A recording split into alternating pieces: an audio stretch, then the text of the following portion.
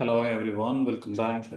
നമ്മൾ ഇന്ന് കഴിഞ്ഞ ദിവസത്തിൻ്റെ കണ്ടിന്യൂവേഷൻ പോവുകയാണ്.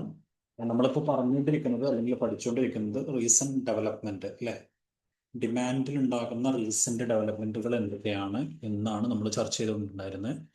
അപ്പോൾ റീസെൻറ്റ് ഡെവലപ്മെൻറ്റ് കുറച്ചും കൂടി ഡാറ്റ ഡ്രിവൺ ആണ്, മാർക്കറ്റ് ഒബ്സേർവ്ഡ് ആണ്.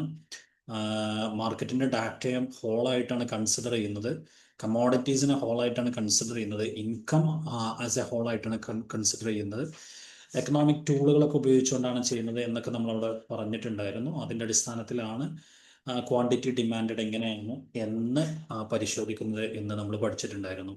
സോ അതിൻ്റെ കണ്ടിന്യൂവേഷൻ ആയിട്ടാണ് നമ്മൾ ഈ dynamic version of demand function പഠിക്കാൻ പോകുന്നത്. അപ്പോൾ ഇതിൽ എന്താണ് ഈ കോൺസെപ്റ്റ് പറയുന്നത്, അതിനോട് ചേർന്ന് തന്നെ ഡിസ്ട്രിബ്യൂട്ടഡ് ലാഗ്ഡ് മോഡൽ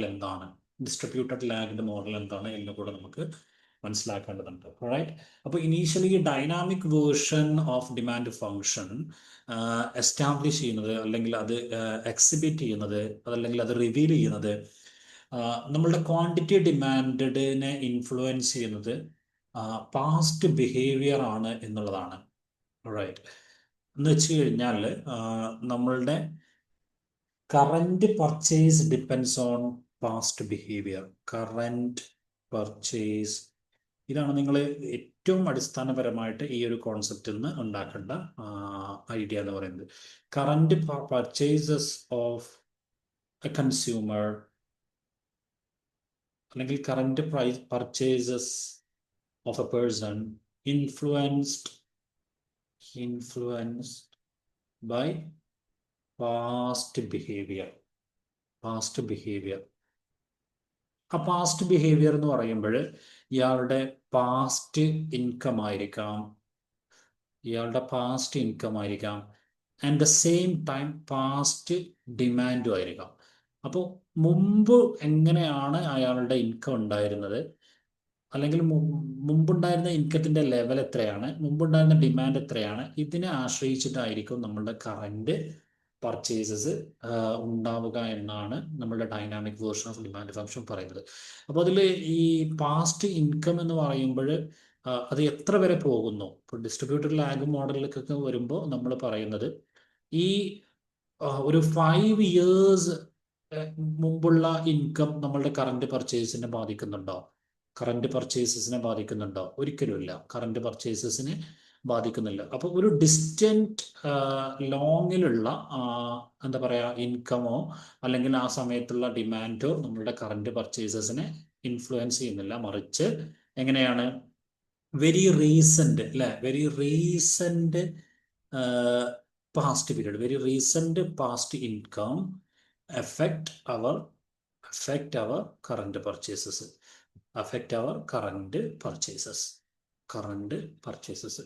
അപ്പോൾ ഇതാണ് ഈ ഒരു ഐഡിയയിൽ പറയുന്നത്.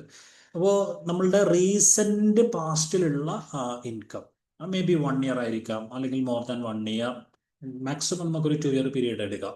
അത്തരം സമയത്ത് ഉണ്ടാകുന്ന ചേഞ്ചസ് ഇൻ ഡിമാൻഡ് അല്ലെങ്കിൽ ആ പീരീഡിലെ ഡിമാൻഡ്, അതുപോലെ തന്നെ ആ പീരീഡിലെ ഇൻകം അല്ലേ, ഇത് നമ്മളുടെ കറന്റ് പർച്ചേസസിനെ ബാധിക്കുന്നുണ്ട് എന്നുള്ളതാണ്. അപ്പോൾ ഇതൊരു പർട്ടിക്കുലർ പീരീഡിലായിട്ട് അങ്ങനെ വരുന്നതല്ല, നമ്മളുടെ ഒരു ചെയിൻ ആയിട്ടാണ്, ഒരു ഡൈനാമിക് ആയിട്ടാണ് ഇത് നടക്കുന്നത് എന്നാണ് നമ്മളുടെ ഈ ഒരു എന്താ പറയുക കോൺസെപ്റ്റ് എക്സിബിറ്റ് ചെയ്യുന്നത് എന്ന് നമുക്ക് മനസ്സിലാക്കാൻ കഴിയും. അവിടെ ഈ നമുക്ക് നോക്കാൻ കഴിയും, ഈ dynamic function based on 2 assumptions. Dynamic demand function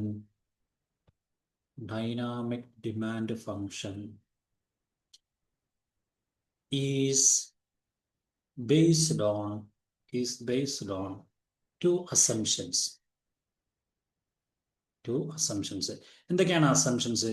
ഒന്നാമത്തെ അസംഷൻ എന്ന് പറയുന്നത് പാസ്റ്റ് ആസ് പോസ്റ്റുലേറ്റ്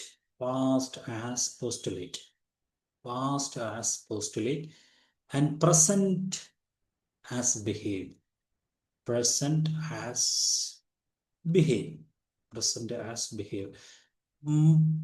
നമ്മുടെ പാസ്റ്റ് എന്ന് പറയുന്നത് നമ്മളുടെ പ്രസന്റിലെ ബിഹേവിനെ തീരുമാനിക്കുന്ന പോസ്റ്റുലേറ്റുകളായിട്ടാണ് ഫങ്ഷൻ ചെയ്യുന്നത്.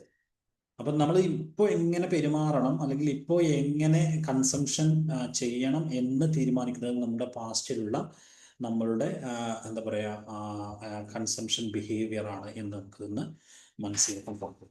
ഓൾറൈറ്റ്. അപ്പോൾ ഇവിടുത്തെ ആ, കാര്യം കുറച്ചും കൂടെ ക്ലിയർ ആയിട്ട് പറയുകയാണെന്നുണ്ടെങ്കിൽ നമുക്ക് പറയാം കറന്റ് കൺസംഷൻ ഡിപ്പെൻസ് ഓൺ